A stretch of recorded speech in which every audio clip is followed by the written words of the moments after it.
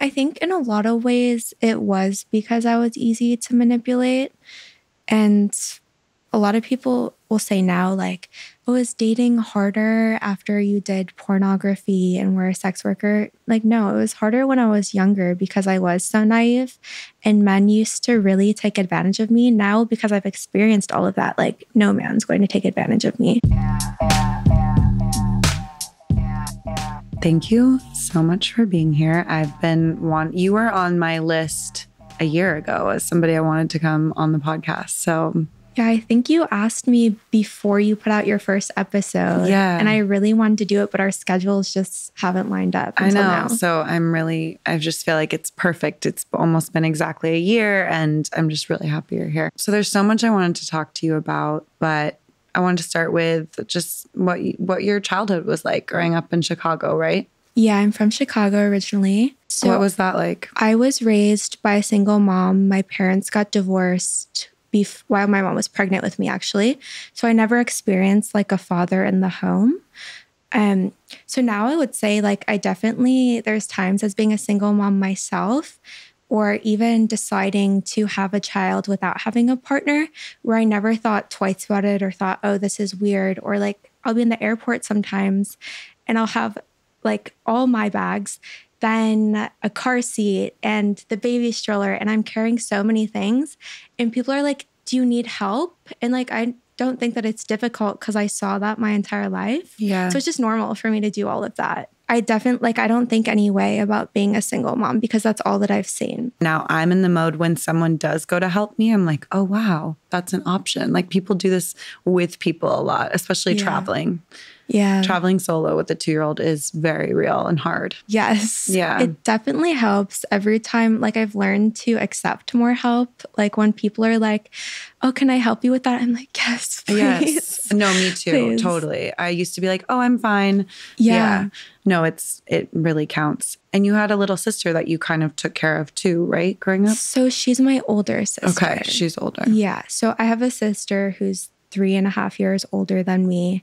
But the reason why it was more of me being in like the role, like the older one, the caregiver, yeah, is because my sister has schizophrenia and she's completely like disabled by it, catatonic really, where she couldn't even converse with us. Like say I go home for Thanksgiving, she's just staring or like laughing and like she's disabled by it completely. She lives on disability. She lives in public housing.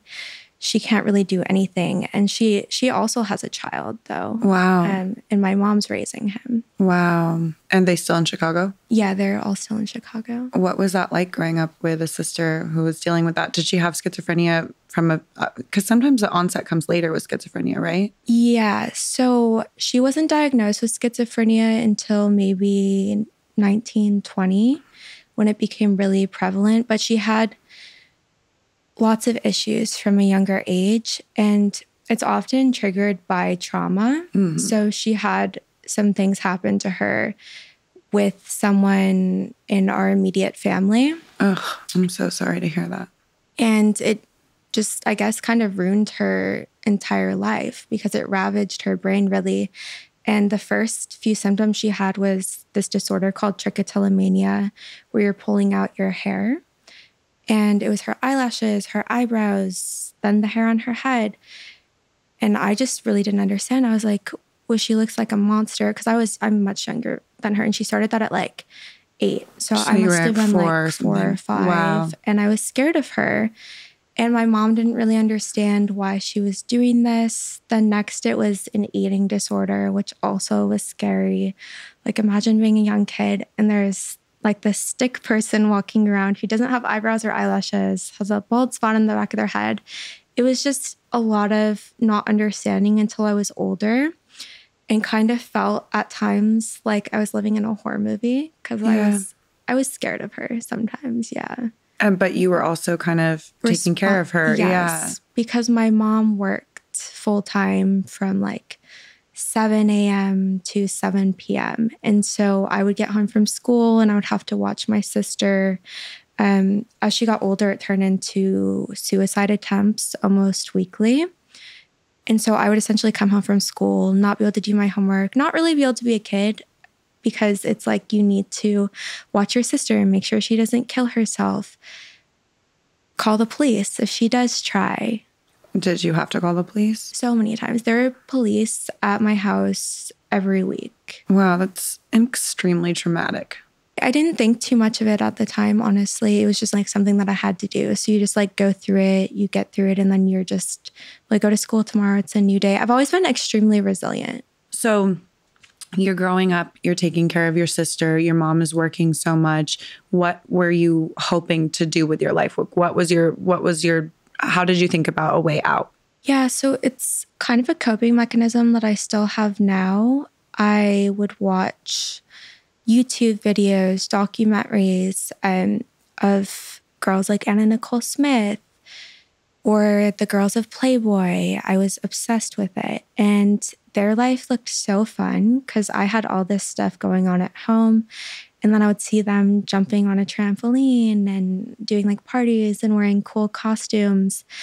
And so I grew up thinking that sex work was like this glamorous thing that permits you to have this really fun life. But I never really took into account what was behind the scenes going into it. So I was very naive, and a lot of people don't understand, like, how could you think that you're going to do porn or strip but not really process that you have to have sex with people or be touched with people. But I figured out later, like I've become more self-aware later in life to figure out why that happened. And what would you say? Like what was your idea of it versus what it actually became? Mm-hmm. Yeah, so I watched all these documentaries and I didn't necessarily watch what they were doing as work. And so the day that I turned 18, I went to the strip club to become a dancer. And that was fine. I actually miss it sometimes. But there were circumstances where guys would touch you or grab you in ways that they weren't supposed to. And so I never thought of that happening. I've always been very and people still tell me this, that I'm very innocent and they're shocked by it. What did you like about the strip club? The community of girls. And I never thought that I was pretty growing up or attractive. I was so surprised when they hired me. I was like, oh my God, they really gave me a job here. And I also was raised extremely frugally. So when someone gave me $100 for a dance, I was like, oh my God, this is so much money. Yeah. I can't believe they want to give me $100. And so it was the attention and building my self-esteem while going on stage. But the community of girls was what I really miss about it. Wow. It's I'm thinking that movie Hustlers. Did you see it? Like all the girls just supporting each other, getting into mischief together. It's so fun. And kind of working together. So what was the next step? Why did you leave the strip club? I think so. I got married also during that time. Wow. Yeah. So when I had just turned 18, I started working at the strip club and I also got married. And I had already had in my mind, obviously from all the documentaries and research that I had done, that I wanted to do porn. Okay. Just based off of that, I wanted to be like the girls that I saw. And so I did not do that because I was married. And my husband at the time would never, if I even brought up that I was interested in that, he was a Syrian and very if I wore a shirt that he didn't like, he would cut it up. He didn't know that I was working at the strip club. How did you meet him? So I met him when I was working at Tilted Kilt, which is like Hooters at 17. So it's you would think if you don't like girls that dress promiscuously, that you wouldn't have tried to date me or marry me, but he did. Was he much older than you? Yes. So he was 32. Wow. And I had just turned 18 that week that we met. Wow. Yeah. Is that, what is that like to look back on now, that relationship? I think that it shaped me in some ways that I have moved away from, just because I didn't realize how controlling he was at the time.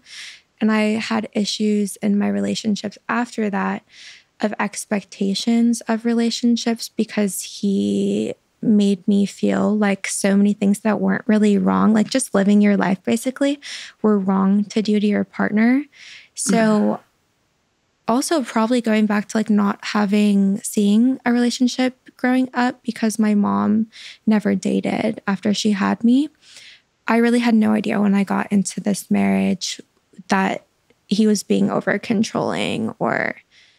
Right. It was just what you knew again. Yeah. And so when I got into a relationship with my boyfriend that I ended up doing a whole YouTube channel with, we had some issues with just, I would construe things as cheating that weren't cheating that he would do, and just being over controlling myself because it was ingrained in me that this was how you handle a relationship and this is what's respectful and what's not. Yeah. And now that I've grown into myself and seen what I like, I've moved away from those beliefs.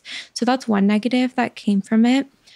A lot of the guys that I was in relationships with and dated, they're still, 10, 12 years older than me. Yeah. Still haven't gotten to the age that they were when they met me. And it's such a weird thing because I'm like, I would never talk to a 17-year-old guy so now. Young. Yeah. I mean, even 17-year-old girls, I'm like, oh, they're cool and amazing and whatever, but I'm not trying to chill with them. Yeah. Because there's just such an obvious kind of gap between the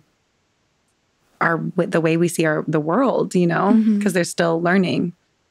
Yeah, I think in a lot of ways it was because I was easy to manipulate, and I had a lot of people will say now, like, oh, is dating harder after you did pornography and were a sex worker? Like, no, it was harder when I was younger because I was so naive and men used to really take advantage of me. Now, because I've experienced all of that, like, no man's going to take advantage of me. Yeah. But I would say, yeah, like they definitely used their age and their life experience over me to put me in situations that weren't so great. How were you hiding going to the strip club from him? Like, how did that work? I just said that I was bartending at nighttime, and then I did have a relationship with my dad at one point, and he would drop me off there. Got it. So so then what happened? How did you kind of like decide, okay, now I'm going to start doing adult films? Me and the husband like took a break for a few years. He actually ended up going to prison. So that's why we got separated. And he broke up with me before he went, but we were still like legally married. And so I was like, fine, like, fuck you. Like, you just left me. You don't want to be with me anymore, even though you're going to be in prison. Like, we could still be together. Yeah. Normally it's the other way around, right? Where the woman is like, you're disappearing, so I'm out. Yeah, no, he left me. I think he was probably cheating on me the whole time that we were together. So I was just like, fuck this. I'm going to go do what I've been wanting to do that I wasn't doing while we were together out of respect for you. And he was in prison for like a few years. A lot of people don't know this, but it's been like over 8 years now since I actually shot professional porn. And I only did it for 2 4-month stints. Wow. So it was really such a short period in my life, yet so impactful. And I guess like porn is quite jarring. So I could see why that still is people's like largest perception of me. Mm-hmm. I mean, I saw that like you are at one point, like there's something like 334 million views or something crazy of your videos. I think it's billions. Okay. I mean, that makes sense. How does that feel? I don't think about stuff like that. Yeah. To I mean, me, it's impossible to conceive of it, right? Yeah. Or the thought, like, I still don't even comprehend, like, say I put out a photo that's sexy on Instagram. I don't comprehend that it's getting a bunch of saves because guys are jerking off to it. Like, sure, I logically know that, but when I'm posting the photo or like, I know that there are videos of me out there, I don't think about these guys like sexualized. Maybe it's just I don't want to think about that, so I don't. So you were really young when you started, right? I was 19. Wow. And did it feel good at first? What did it feel like to start doing it? Because you'd obviously thought about Anna Nicole Smith and like had this sort of idea of it. And I'm sure the reality was jarring, right? It was far different. Yeah. I don't think that I ever liked it. That's why it only lasted in 4-month stints. I did it one time for 4 months, like probably after the first month, I was like, how do I get out of this? How do I, because I always was really in demand since I first got there. And they would book you out for like 5 months in advance, like even more than that. I think I was booked out for an entire year. Wow. And working nearly every day, they wanted me to work. And the agents are very... Like, I was going to say, is there an agency? Yeah. Okay. So not an agency. So my first one was one particular agent, and he operated by himself. When he first had me come out there, I had to stay in his apartment with him. Come out to LA. Okay. Yeah, from Chicago. He flew me out there. We had to live in his apartment. So it wasn't even like a separate model apartment. It was like a model room in his apartment that I shared with one other girl who I'm still very close with to this day. And her story is so interesting as well. But yeah, I had to live with him. And it just got very toxic very fast, where I didn't feel comfortable asking for time off to go to the doctor, or he wouldn't allow me to have a boyfriend. But it was just the fact that it's supposed to be professional, and someone's screaming at me and making me feel unsafe. And so that was why I left the first time, was because the whole agent situation became so toxic. But I probably did it for 3 more months than I had wanted to, just because I didn't know how to tell him that I didn't want to work with him anymore, or that I didn't want to shoot porn anymore. I was really bad at saying no at that time in my life. I mean, you were 19. Yeah. Yeah. What was it like being on those sets? I've kind of like disassociated, where if I see myself now back then, or like try to remember it, it's really hard. Like it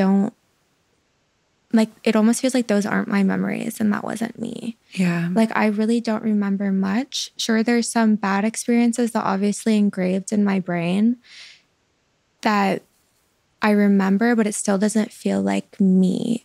Or like the average like day to day of it, I don't remember at all. It's kind of like just a blank period. Yeah, blank space.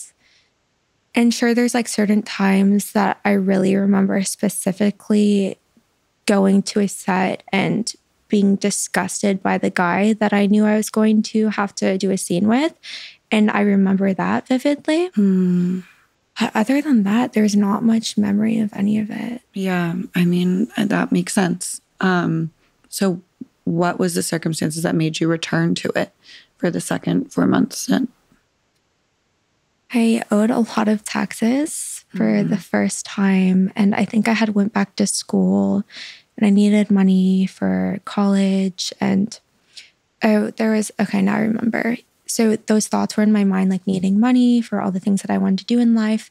And there was this really big studio back in the day that all the girls wanted to shoot for. Like they would shoot really classy, pretty stuff.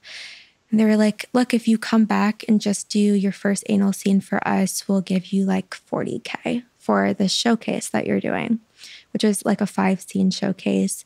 And so I was like, okay, that'll solve my money problems with school, with my taxes, and I can just do this one movie that has 5 scenes in it and then dip out again. But I ended up getting sucked back in for another 4 months because the demand for me just became higher and higher. And multiple studios were like, we want to make showcases around you. like just And was the money getting better? The money was never great. Yeah, you've talked about the economics about it, which I think is so important for people who, have ideas. I just think people should be talking transparency. It's like something around $1,000 a scene or something. Is that right? Yeah, and my rate was higher because I was an in-demand girl than other girls. Other girls would probably get $800 for a sex scene. Yeah. I would get $1,200 for a sex scene. And if you would ask for more than $1,200, like you would be considered a diva and like people would talk shit about you. Wow. And I personally feel that was a way to manipulate the girls into working for cheaper.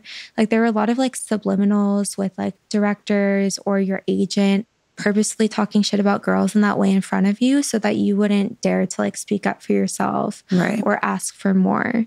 Right. Like you knew that if you did that, then you'd be talked about in that way as well. Yeah. You'd be a diva, or you would be like, they just make fun of girls that would ask for more closer to what they're worth. I mean, having sex for $1,500 even is crazy. Yes. And then it lives on basically Forever. Yeah. You've talked a lot. You've been really outspoken about your thoughts kind of about porn in general. And we've had on, like, Mia Khalifa was on, we had Chloe Cherry on, different people who've worked in sex work, Julia Fox. Obviously, she didn't do porn, but she worked as a dominatrix. And I'm just curious sort of what your takeaways are and what your messaging and your feelings are around porn now. Mm-hmm. Yeah, so a lot of things I've said have been taken out of context or like a tiny little bit. Like one thing that went viral was people I said that all porn should be illegal. I definitely didn't say that. I was speaking on another podcast about the downsides to the industry with exploitatory managers and agents and directors and the really toxic and traumatizing things that can happen to girls. And I made a comment that in the current state of professional porn, when these things are happening to the girls, those things should be illegal. Yes. You know? There needs to be regulation. Yeah. Until there is more regulation put in place to protect the women, I can't say that I agree with the industry, but I will say I do have friends who still shoot porn and they're happy. I'm sure they have some negative experiences. They just don't talk about it. But there are a lot of girls like me I've become more self-aware lately. I was diagnosed with borderline personality disorder, which I think my mental state had a lot to do with me being vulnerable to going into that type of career, also not being able to say no. A lot of people don't understand me when I try to explain how I felt in certain situations or in scenes that I didn't want to do them, but I smiled and I didn't say no, even though inside I felt like I was being raped. But the person who was working with me, it wasn't their fault because I didn't say, it's not like I said no, or I said, I don't want to do this. I smiled and said, yes, like, I thank you for the work. And now, like, having the insight that I have on myself and the things that I grew up with that shaped me in that way, I really understand why I wasn't able to say no. And a lot of people who don't have that understanding or haven't struggled with mental illness, they just would never understand my side of things, of how I could feel that way, yet be smiling on the outside. I mean, I think it's also, it's, definitely personal, obviously, but there's so much cultural pressure that I think that's the story for a lot of women with experiences like that, where they don't understand why they behaved one way when they so clearly felt violated, and why there wasn't an instinct to, like, protect themselves, and how instead they kind of, pushed even maybe further. And I think that can be the hardest part of healing from these kinds of experiences, is like the shame you feel around yourself and like, why didn't I take better care of myself, essentially? Why did I let that happen to my body? Yes. I think that it's not just about your mental health. I think it's just the world we live in and the culture we live in, and how hard saying no is. As much as it's so great that you're doing that work, it's also like, it's not an uncommon experience for women. How do you feel about sex now? Okay, so going back to how I have friends who still enjoy doing sex work, and then how I was prior to sex work, I've never been a girl who has, like, I only had one partner before I did porn. Wow. So I think girls who really enjoy sex and they're already doing things like gangbangs or like loving just having sex all the time, it might be a more fitted career for them because they're profiting off something that they would be doing anyway out of choice. For me, I was never interested in having sex with someone who I wasn't in love with. And so I think that definitely played a huge part in me not enjoying being a sex worker or feeling traumatized by certain experiences, because I feel disgusted being touched by someone that I'm not in love with. And I've always been that way, which would be hard for people to understand me doing porn then. Yeah, of course. So what is it like now that you're outside of that? Like, do you kind of just completely separate the sex that you had when you were working from like the personal romance and intimacy you experienced? Yeah. So the biggest difference would be when I was working, I never thought of it as sex. It was a performance, and I would plan things before the scenes of like what I was going to say, how I was going to squeeze the bed sheet. Like it was strictly a performance. Yeah. And then the times that it couldn't be were the times that were traumatic for me. And what do you mean by when it couldn't be? When it got to me as a person, like say I showed up to a set and they didn't tell me that I would be working with an 80-year-old man. Like that's it. Then in my head, it was like, I could feel every bit of it, and it felt like rape to me because I didn't want to do it, but I didn't know how to say no. The other times are just a blur because it really was just a performance and didn't impact me in any type of way that I know of right now. And how did you leave it finally? What was the last straw? I didn't know how to quit, but I was having panic attacks, just generally wanting to die and not knowing how to tell anyone like, hey, cancel this year of work, because they would tell me everyone's going to hate you. You'll be banned from the industry. So I actually ended up getting fired by my last agent because I was just mentally in the fucking shits. And we had gone to this award show in like Tampa, and these other girls were there. The other girls did not like me. I've always been like very quiet, and like I'm very nice too, but I'm quiet. And so people will be like, oh, she's such a bitch. Like she doesn't want to be friends with us.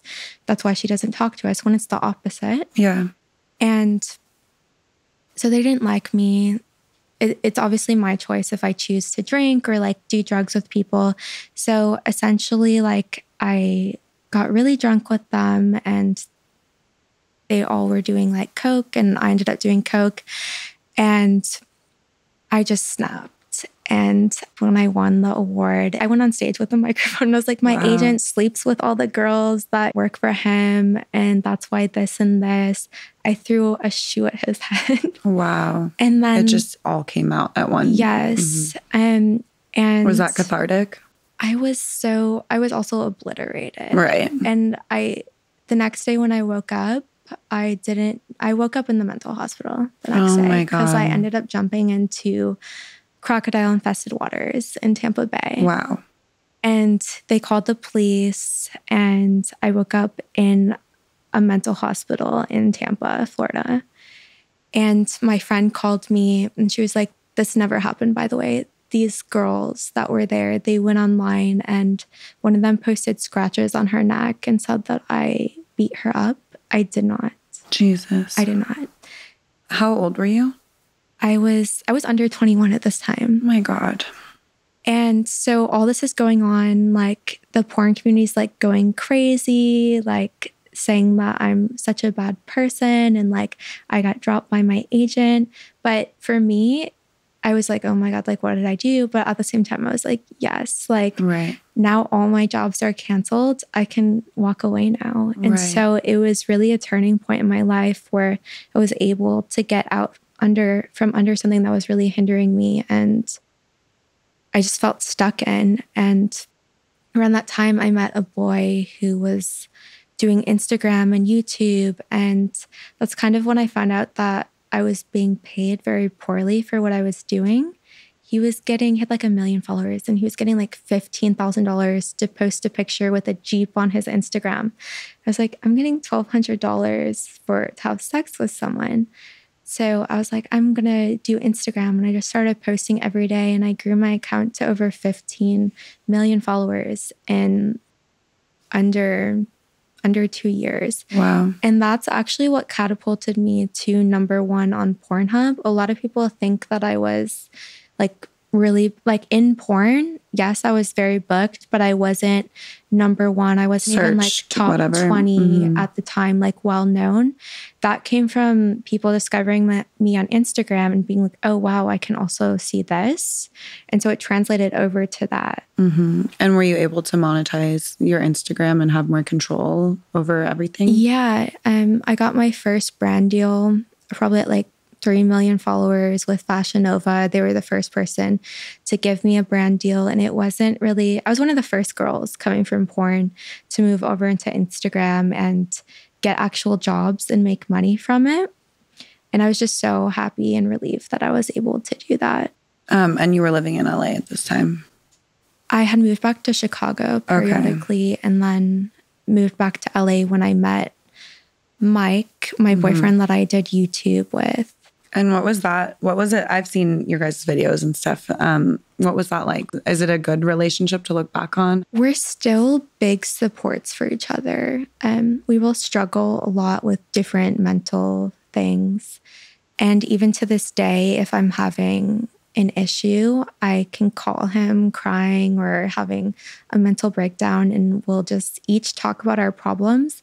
And it's really nice sometimes because it takes you out of your own problems to hear about someone else's, or really anything that I need or he needs. We would always show up for each other. So I would say that it is a great relationship that I built and also helped us both tremendously in our careers. I got to step away even further from adult work.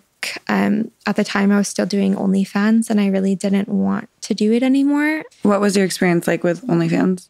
Yeah, so I think OnlyFans is great. Having come from professional porn, I think it's great that so many sex workers now have mostly the control handed back to them. Obviously, there's still going to be exploitatory people in that industry as well. But in most cases, it's a lot better for the girls.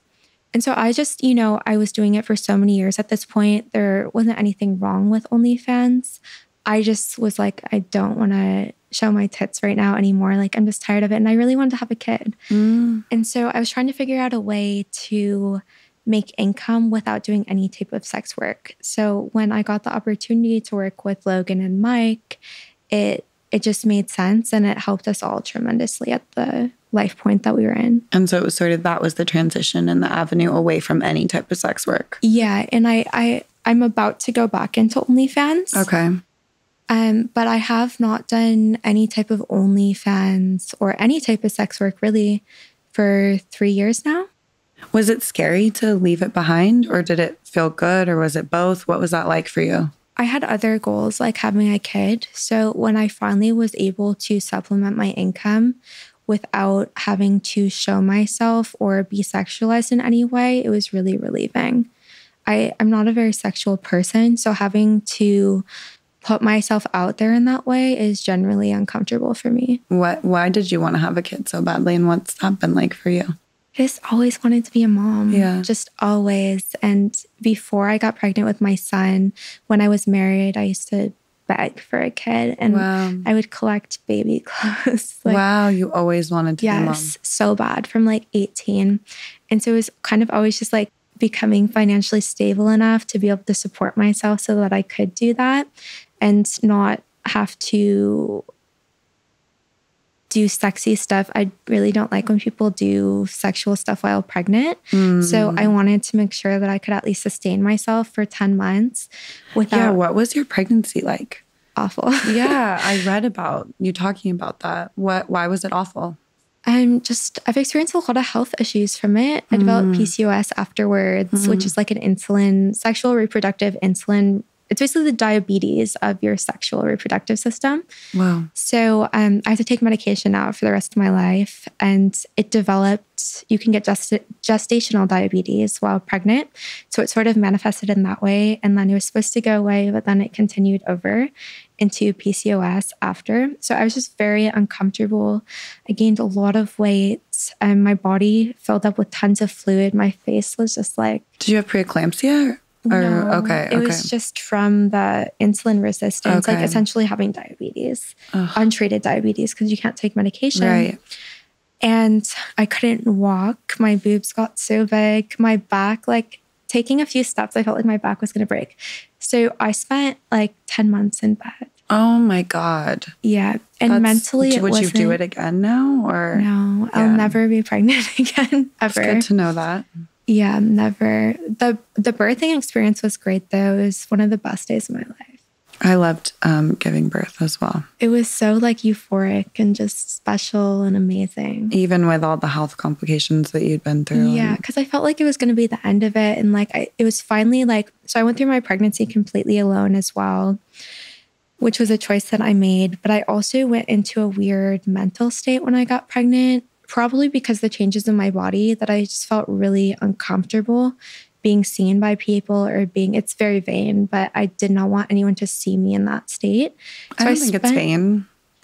You spent your life like making money off your body. It's understandable when it's drastically changing and you're not in control of it. You don't want to have to be exposed to the world in that way. Yeah. That makes sense. I also didn't recognize until I was pregnant. I was kind of on this kick before of, oh, your looks aren't that important. Enriching your mind and becoming more intelligent and learning how to speak better is more value to you. And I really thought that I had moved into that mindset. And then I became pregnant and I felt all my value left to the point that I didn't deserve to have friends anymore. No man would even want to look at me because I was so fat and gross looking in my mind. And you never should feel like that is your only value. And I thought that I was so beyond that at that point. And then I realized that I really wasn't. Yeah. I mean, I feel like you're still so hard on yourself because it's like, of course you felt that way. You had built a life and career around that. So even if you were sort of interested in trying to do something else, like it makes sense that, especially again, the thing about pregnancy is that you just don't have control. You don't know what's going to happen. The scale goes up even if you're dieting. Yes. Yeah. Okay. And do you like being a mom now? I love it. It's the best thing that's ever happened to me. Besides, like, I still have some of the health issues, which obviously sucks, but I wouldn't ever take it back. Like, my son has changed my life in the best ways possible. I wouldn't ever even go back to the person that I was before. So I guess it did lead me in all directions to where I like where I am now better. That's great. A lot of things have changed for me mentally over the past few months. I recently started medication. I got proper diagnoses. I've been doing a lot of work on my mental health. But since having my baby, I have struggled probably from the worst mental health issues that I have in my entire life, just like debilitating. I've spent the past, since becoming pregnant, like over 2 years just in bed and not living life or functioning like a normal person. Besides, when it comes to my son, I always show up for him and I always do everything that I'm supposed to do and make sure that his life is great. I always give him the childhood that I wish that I had and above and beyond so that he doesn't grow up with the traumas that I had or the personality disorder that I had, which comes from people not validating your emotions or punishing you for emotions. I'm like getting so emotional. Oh, it's okay. Yeah, no, that's beautiful. Oh, thank you. But it's also really remarkable what you've been through. Thank you. And it's amazing that you're taking care of a child and also trying to take care of yourself. Yeah. It's really difficult. And it's so important to, especially like with my sister, I always minimized like if I wasn't functioning properly because I'm not seeing or hearing things. But when you realize that you're not functioning at the level that you should, or you're not living a life that makes you happy, you should go and get help and quit putting it off. I had never taken medication in my entire life, but recently I started a medication called Wellbutrin. And binge eating disorder completely gone the day that I took it. I quit. And like these were episodes that were severely impacting my life. When the thought came into my head that I had to start eating, it's all that mattered in that moment. And I would eat like an entire pizza, an entire loaf of bread, 20 candy bars, just to the point where it felt like my stomach was going to explode. And then I would be sick for days after. And so I started this medication that went away, but I still had this issue now with, I don't have anorexia. I have like an eating disorder, like basically the symptoms from every eating disorder. And so I still was restricting, and I would go days without eating because I just felt like I needed to lose more and more weight after experiencing the PCOS and being a lot heavier than I wanted to be for a long time. And the Wellbutrin also just, it's like pathways switched in my mind that I couldn't begin to comprehend or even think in this way before taking the medication. I also don't spend days debilitated in bed anymore because of it. Like I would lose 3-4 days a week that I could be working to not being able to get out of bed because whatever would switch in my mind just made everything feel like everything was so negative and I couldn't see things any other way. Like I would just wake up one day and think you're deformed, you're the ugliest person on the planet, nothing that you're doing is going to work out. Like just like these like crazy thoughts and really negative self-talk. Yeah, but it was just like, it really felt so real. Like that was reality. And then I could wake up the next day and be normal again. And so now with the medication, it keeps me more at like a baseline where it doesn't really dip down that far and I'm not debilitated by it anymore. And I'm doing like DBT therapy and regular therapy weekly as well. There's still like other things that I feel could be better, and just really getting the help that you need so that you could function on the level that you deserve to, because everyone deserves to live the life that they want to live. And if for whatever reason your brain is not functioning properly to let you do that, you should do whatever you can to get help for it. Right. Use the resources that are available to you and try to take care of yourself. What's next for you? What do you see for the next couple of years and beyond that? So now, like this is only recently, like maybe 3 months now, I've been on the medication where I'm actually able to start thinking about those things again and getting back into my career that used to mean so much to me.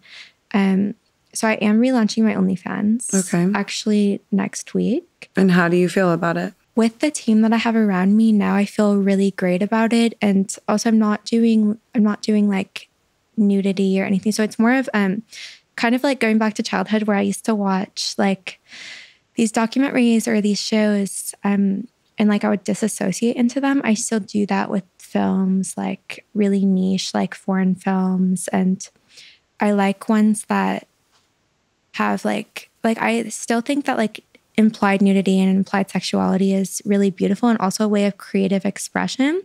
So I'm directing films kind of like the ones that I disassociate into where I can be part of them that has implied nudity and like it has like kissing in it, but it's never anything like me and my friend who's here today, we shot my first one together, and in real life, like we'll get drunk and we'll like make out. So it's only things that I would do in my real life or things that I truly find to be creative or beautiful.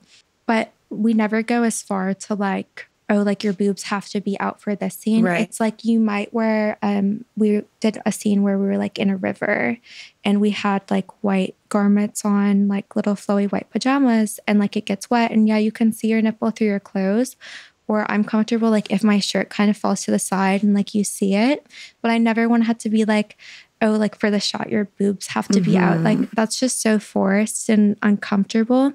I like things to just flow really naturally and be creative and beautiful. And I feel really good about things like that. And it feels good to like be able to express yourself in that way. Just like anything's great, whether it's making clothes or modeling or directing something or acting, just to like the artistic expression is just so therapeutic, I feel. Yeah.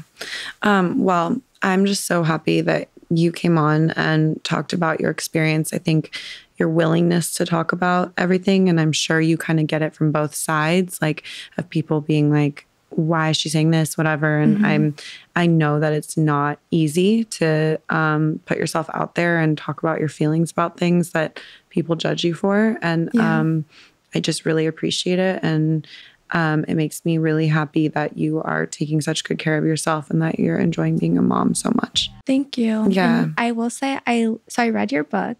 You posted it. It made me so happy. And then I listened to the audiobook on the way here. Oh, wow. Yeah. And it was so much nicer to hear it in your voice. And like the end, like really hit where you ended it with giving birth to your son, like almost like it's a new era in your life and like you're taking control back of your body. Yeah.